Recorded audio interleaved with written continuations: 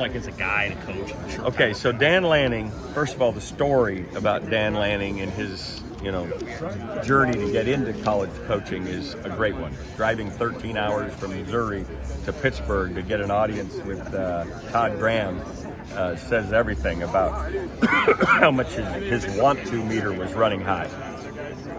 I think he's in it for all the right reasons. I mean, there's obviously, some romanticism to being a head coach, but I think he's in it for kids. And I think that's comes shining through. The Bo Nix game against Georgia, the opening game where Bo Nix struggled and it looked like the Bo Nix of Auburn that was plagued with turnovers and all that stuff. For him to be arm around him and we're in this for the long haul, we're in it together, showed great maturity on the first time stage. But Dan Lanning and I became real friends, and I became a huge fan when he came to Pebble Beach just recently. I ask all the first-timers that come to this golf tournament, first time they come as the head coach, they bring guests and such to come up on stage. It's kind of like rookies having to sing their fight song, right?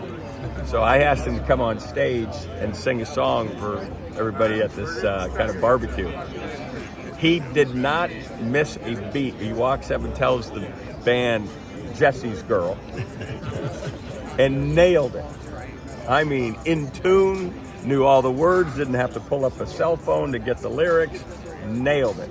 Any guy who can get up there and command a room singing Jesse's Girl is a hero of mine. So I'm a Dan Lanning fan. Hey, Coach, you've got a unique perspective on Nebraska, Colorado. What are your early thoughts on that matchup in Lincoln, a night game with North? It's a night game. Night game on NBC. It's the kind of stage that game deserves. Now, both programs are trying to get back to the level of where they were, right? When they were at the top of the heap and playing for not just, conference prizes, but national prizes. I mean, I played against Nebraska where they won 2 national championships during the 4 years I was there. Great timing by me. So it's fun to see these two programs get that kind of stage. I know the folks in Memorial Stadium will be jazzed and ready to go, and so too will Deion's troops. And obviously, having won the game last year, Nebraska will be looking for a little payback opportunity. So interesting, especially year 2 for both coaches. Interesting from a historical standpoint, given the players and the great players that played in both of those programs, and a fitting stage. What do you know about Dylan Raiola from what you've heard so far? He grew up in Arizona, which is my home state, and everybody raved about him. Obviously, there's going to be a lot of pressure on him because he's trying to resurrect a program that's been down since 2016, having not participated in postseason since the Music City Bowl of that year. So how quickly they groom him to come along, how much offense he's given. Because at the end of the day, for Nebraska to get where Nebraska wants to go, they have to win one-score games, which means all those little things become heightened when it's a one-score. And Nebraska has been on the wrong end of those one-score games for far too long. So making those plays, is that because he's unique as the talent, or it's because the coaches are holding him back not to make that big mistake? As Bill McCartney, the great Colorado coach, says, to win games, you have to first not lose them. So it'll be interesting where on that spectrum they find him. When you take a look at what's going on in Washington, 7 months removed from being in the national championship game, completely new coaching staff, only 2 starters returning, transfer portal, two athletic directors, and it's like a whole new. It's a new it's a vortex. It's like just came in, crashed, and you don't even know people's names. Yeah, I don't know the guys. Yeah, and yet Jed Fish, that's right where he was when he went to Arizona. And they went 1-11. I'm not suggesting Washington's going to go 1-11, but the next year 5-7, the next year 10 wins. So I think Jed's going to go right to that blueprint of how to start this thing. Obviously, the hope is that they'll be much more competitive than 1-11. But I wouldn't put so much stock in the record this year as the culture. And the culture growing, because one thing I do know about Jed, having coached with him in Baltimore, his mind is always working about how to fix things. So this will start where it will start. Will Rogers is a accomplished quarterback. this won't be air raid, but he'll be ready to play in this offense and cerebral enough to grasp what Jed's trying to get accomplished. But if they get to postseason this year, count this as a remarkable season, and batting the hatches for what's going to come, because Jed's saving up for years 2 and 3. You said you were down at Alabama. I mean, if Kalen was able to do it at Washington, what he was able to do, and Kalen was walking around going, and I mean, as soon as he got out of the car, right? First of all, he's got a driver. Kalen probably never had a driver. He was lucky the car worked in South Dakota, right? And now everybody comes massing to him, like they turned on the light and everybody was, fly coming to the illumination. But he's handling it beautifully. And one thing they did have was a full cover. Alabama's got players, and so Kalen. What will be interesting, the most interesting thing for me is where Kalen is on the play calling spectrum with Ryan Grubb gone, right? Is that Kalen's offense or Ryan's offense? Well, it was both of their offenses, but he had handed it off so that he could, be doing the other stuff. The question is, how much more will he have to be involved as they morph this offense towards Jalen Milroe's skill set, which is different than Penix's skill set, and where Sheridan is on this as the former tight end coach, now trying to help with the play calling. I think Kalen's going to be immersed in that, and because I think they have to incorporate Jalen's legs way more than they did Penix's.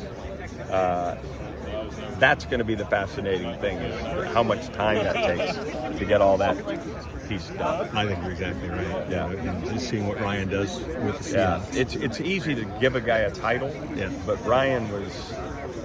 I mean, he was as comfortable as the blanket on your couch, right? Easy.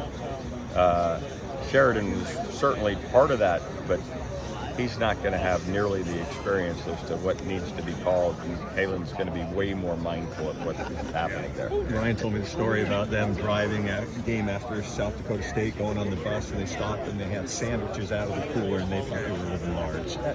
And they were. And they were. What's that old Frosty Restaurant story that the old Pacific Lutheran coach? Yeah. Make the big time where you are. Yeah. Well, he's in Tinseltown, T-Town right now. It's going to be interesting to see how he handles Tuscaloosa. Hey, Coach, I wanted to get your view on roster cap numbers. I mean, there's been a lot of talk about this 105, 110 number. For Nebraska, that's right. That's cutting the roster in half, right? It's cutting 40 guys. Yeah, Dr. Tom used to have somewhere around 200 players. We all marveled that he had 2 scout teams at a time, going to deal. Listen, I'm about opportunity. I hate the idea that we're going to limit opportunities. But I will say it this way. If a kid can't get on one of those rosters and wants to play college football, there'll be a spot for him. And given the way you can transfer now, if you blossom as, I'm looking at myself, if UCLA would have told me I couldn't walk on, there were places I could have gone. And if I could play well, which fortunately I was able to at one point or the other at UCLA, I can catch somebody's eye, and if I want to, I can go and keep chasing that dream. So we haven't eliminated those opportunities for people. It just may be changing the starting point. So why is it wanted or needed? I mean, what is it? Just because the bigger schools can just buy as many players as they want now? Is that kind of the thought of putting a cap on things? Yeah, and basically trying to create some measure of parity between the haves and have-nots, which has never been the case. But ultimately, finding some common ground. I got all sorts of ideas on all this stuff because it's such an open template, right? Like, for instance, I think as we look at these conferences without divisions, that we ought to tier them. And for lack of having thought it all the way through, 4 tiers. So just follow my thinking here. If you're in tier 1, number 1, you're going to earn a little bit more than others. You're going to win what you earn. But if we have still 85 scholarships, and then let's say another 20 guys that can be on the roster that are going to be earning whatever. So 85, of the 85, 50 would be scholarships, okay? 50 scholarships would be enhanced from where they are now, supersized, until you give the deferred compensation so that $20 million that we're going to have to write off to them is going to be part of that. So anyway, insurance, travel for your folks, all that kind of stuff. Now, the next 15 are going to be scholarship plus one. All right, that's giving somebody, because he's that coveted, you're giving him a little bit more in the way of compensation. Scholarship plus 2 or 10 spots, a little bit more compensation than scholarship plus 3. At the top, Let your quarterback, your pass rusher. 10 spots is all you get. But if you take a transfer from a tier 4 team, because right now the tier 4 teams, you look at Purdue from last year, you look at Vanderbilt in the SEC, they got rated. Players that are on that team now are going, if you take one and you're a tier 1 team, taking one from tier 4, he has to be a scholarship plus 3. You have to put him in there. So you have, so which one of those 10 guys are you losing, right? You're not saying it's impossible for that kid to get to transfer, but there's going to be a cost to the team that's taking him. Salary cap. A salary cap. We have to have that. And every other league in sport does it. Other than baseball. We just have to figure out how to do that, right? But they still have luxury taxes, right, in baseball. So we can figure this out and create something that the fans are going to be excited about, but we can't just keep poaching out these bottom teams. And to say tampering isn't going on is ridiculous. Hey, Rick, I walked up late. I know you probably got to ask this right off the jump, but we're standing here on the precipice of an 18-team Big Ten, 2 places where you coached, and Right. played. Are you stunned a little bit about how quickly things have flipped here in 3 years? Well, the genie was out of the bottle when the Alston case hit, right? And once that happened, it was not hard to predict, given the lack of the ability to hold on to your players with the, year in residence rule, and the ability now to pay your players. Those 2 things happening simultaneously or close to simultaneously created a free-for-all. And now it's the television folks that are making the rules, right, in terms of which games are important. And so you want to get your dance card. You want to, first of all, be invited to the dance, and then secondly, you want to get on and get out there and dance. And so it's not surprising that we're seeing the big brands find a way to the top. It's why Clemson and Florida State are embroiled in what they're embroiled in the ACC. Yeah, but we're talking about a Big Ten that's got Oregon and USC and Washington and UCLA in it. Back when you played And there, lucky to be there. Yeah, and lucky to be and there. lucky to be there, right? Yeah. But could you have ever envisioned this 30 years ago? You understand what I'm saying? Oh yeah, the fact that we're, involved in college athletics without a West Coast presence of a conference, right? Shocking. And yet, if you look back over the life of those decisions, you can see what big stakes decisions they were. And it's easy to just start pointing fingers at former commissioners and saying, "Oh, it's your fault." I would have loved to have been in the room to hear the discussion.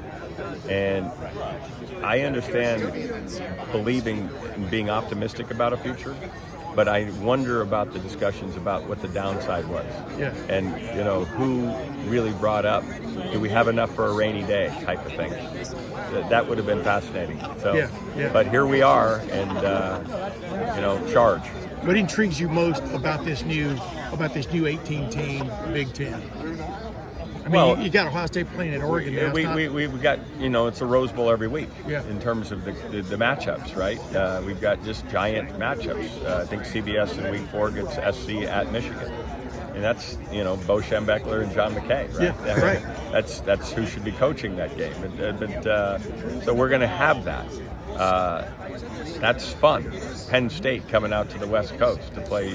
I think they come out to play UCLA. I think so. Yeah. They play. That's going to be fun. Hey, Jack, how you doing? How you doing? Good to see you. So those are fascinating matchups, and I think that's why the television's paying such an enormous amount of money, because they know people are going to be gravitating towards that. How it turns out in the long run, how it impacts the other sports, still to be determined. Last question: you have the possibility of Ohio State playing at Oregon. One of them's going to win. Playing again here, first weekend of December. You know where I'm going with this. Yeah. And then possibly playing again in the quarterfinals, because they would both probably make the 12. Yeah. Is that good or bad? That's maybe too definitive. You know, I it's think, new. For listen, sure. I think it's fine. Yeah. We don't have a problem when the Rams play the Eagles again. I mean, that's not a problem if they're going to play in a championship game. We don't have a problem when division teams play each other a couple of times. The Washington-Oregon games were friggin' outstanding last year, right? They were outstanding. So good on good always gets the attention of America.